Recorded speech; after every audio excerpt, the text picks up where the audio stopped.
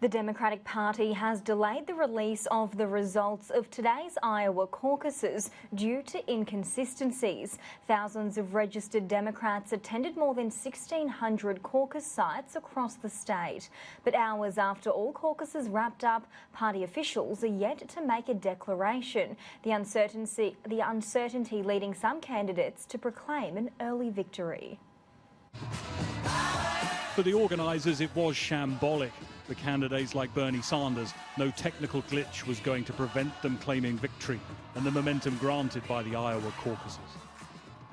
The first state in the country has voted, and today marks the beginning of the end for Donald Trump.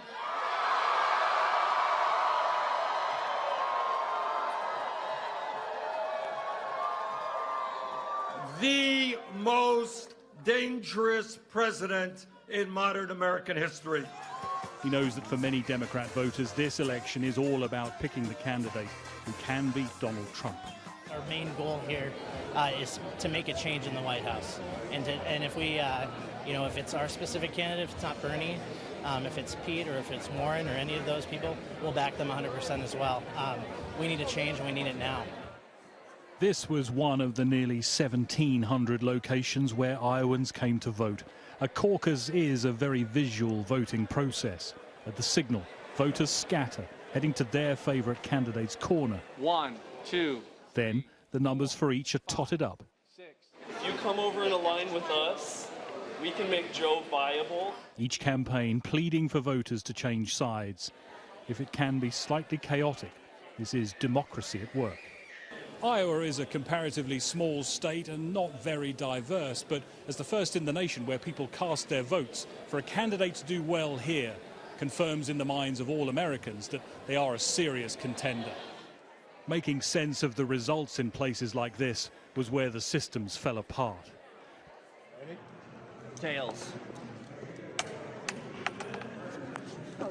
One Iowa peculiarity, at more than one location the decision was made on the toss of a coin.